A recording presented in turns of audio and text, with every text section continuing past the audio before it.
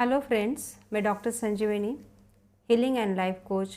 आप सभी का क्यूरोपैथी यूट्यूब चैनल में स्वागत है। लास्ट वीडियो में हमने एनोरेक्सिया नर्वोसा के बारे में डिस्कस किया था। आज के वीडियो में हम कॉमन कोल्ड के बारे में डिस्कस करेंगे।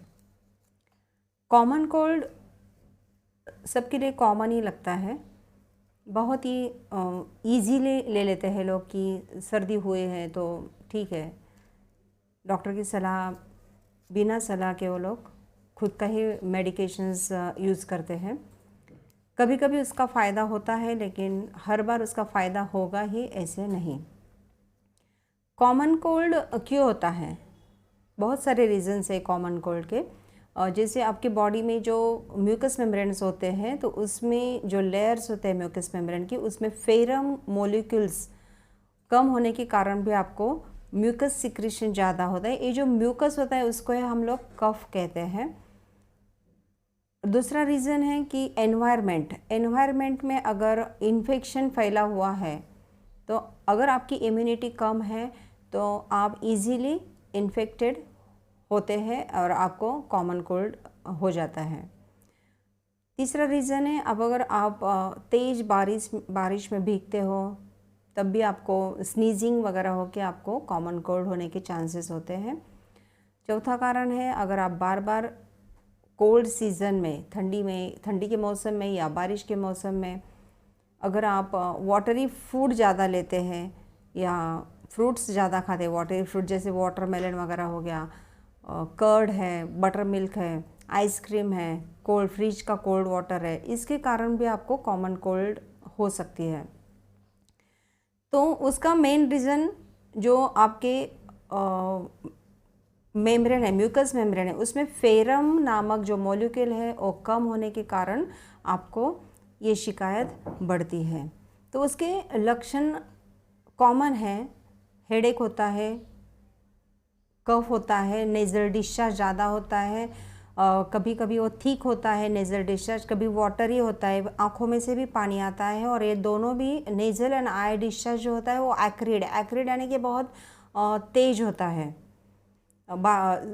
आपको वो बर्दाश्त नहीं होता है, क्योंकि नेज़ल डिस्चार्ज ज़्यादा होने के कारण रेडनेस ऑफ नोज़ हो जाता है, और बार बार आप अगर टिश्यू लेके बार बार नाक आपको साफ़ करना पड़ता है तो उधर रैशेज भी आने के चांसेस ज़्यादा होते हैं। तो ये उसके कारण फीवर भी आ सकता है, आपको नौशिया होता है, स्लीपीनेस ज़्यादा लगता है, फिर आपको भूख कम लगती है क्योंकि कफ की मात्रा आपके शरीर में ज़्यादा बढ़ गई है। कभी कभी रात को सोते समय आपको नोज़ जो भी नॉस्ट्रिल्स है वो ब्लॉक हो जाती है।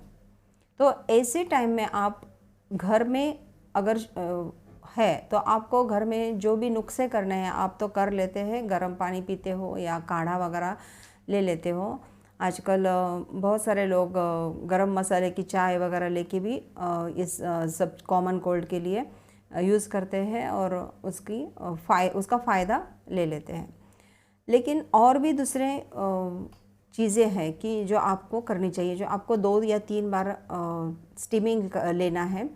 स्टीम लेके आपको जो नेज़ल कैविटी का ये है मार्ग है वो ब्लॉक हो जाता है, वो खुल जाता है। फिर आपको खाने में क्या अवॉइड करना है? राइस आपको टोटली अवॉइड करना है। कोल्ड चीज़ें जैसे कि कर्ड है, बटर मिल्क है, मिल्क प्रोडक्ट है, आपको कुछ दिनों के लिए अवॉइड करना है। आपको थोड़ी गर्म चीज़ें खानी है, गर्म स्पाइसी चीज़ें थोड़ी सी खानी है ताकि आपको आराम लगे।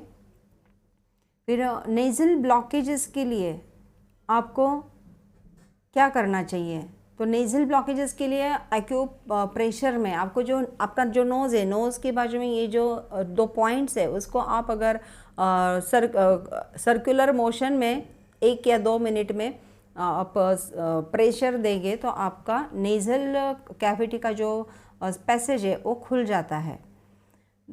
दूसरी बात, अगर कॉमन कोल्ड को आप ध्यान नहीं देंगे, बहुत लाइटली ले लेंगे और आपका खाने पीने का जो तरीका है वो अगर चेंज नहीं होगा, आप कोल्ड चीज़ें उसमें भी खाते ही रहेंगे तो ये सीरियस हो सकता है। आपको ब्रोंकाइटिस भी हो सकता है, आपको अस्थमेटिक प्रॉब्लम हो सकता है, न्यूमोनिया तक ये जा सकता है। आपको जो अपर रेस्पिरेटरी ट्रैक्ट के जो डिसीजेस है, लंग्स के जो डिसीजेस है वो हो सकते हैं। तो इस कंडीशन में अगर सोर थ्रोट भी हो सकता है, इसमें स्वेलिंग आता है थ्रोट में, तो इसमें आप गार्गलिंग कर सकते हैं। नमक पानी का थोड़ा सा गुनगुना पानी लेके उसमें नमक डाल के आप गार्गल कर सकते हैं। बीटाडिन गार्गल भी आप कर सकते हैं। आपके फिजिशियन की सलाह ले सकते हैं अगर ज़्यादा वर्स्ट कंडीशन है तो, क्योंकि आपके फिजिशियन ताकि आपको एंटीबायोटिक का ट्रीटमेंट दे सकते हैं, साथ साथ सिम्टोमेटिक ट्रीटमेंट भी वो आपको अप्लाई कर सकते हैं। और होम्योपैथिक अगर ट्रीटमेंट आपको उसके साथ साथ लेना है ताकि आपको जल्दी रिलीफ मिले, तो नॉस्ट्रिल्स जो ब्लॉक हो जाती है उसके लिए बहुत सारे लोग ऑट्रिविन का यूज़ करते हैं। जो ड्रॉप्स ऑट्रिविन है नेज़ल कैविटी में रात को सोने के टाइम डालते हैं तो नेज़ल पैसेज है तो ओपन हो जाता है।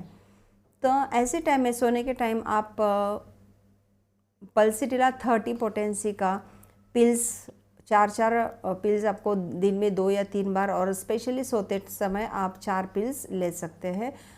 साथ में आप नक्सोमी का भी ले सकते हैं 30 पोटेंसी या 200 पोटेंसी का 4 pills 3 times a day, and at the time of bed आप ले सकते हैं। तो आपका जो नॉस्ट्रिल्स है वो नॉस्ट्रिल पैसेज है जो ओपन रहेगा। फिर आपको रनिंग नोज़ है, एक्रिड नेजल डिस्चार्ज है, आई का डिस्चार्ज है, तो आपको allium cepa 200 potency pills 3 times a day and at the time of bed आपको लेना चाहिए। फिर बायोकेमिक कंपाउंड नंबर 5 और 6 आपको लेना है ताकि आपको जल्दी से जल्दी राहत मिल सकती है। तो ये हुआ कॉमन कोल्ड के बारे में, बहुत इजीली मैंने समझाया है। तो आपको अगर कोई शिकायत है तो आप कंसल्ट कर सकते हैं। मेरा मोबाइल नंबर आपको स्क्रीन पे दिखेगा, और ये वीडियो आपको लाइक करो, आप सब्सक्राइब करो और बेल आइकॉन का बटन दबा देना। Thank you very much.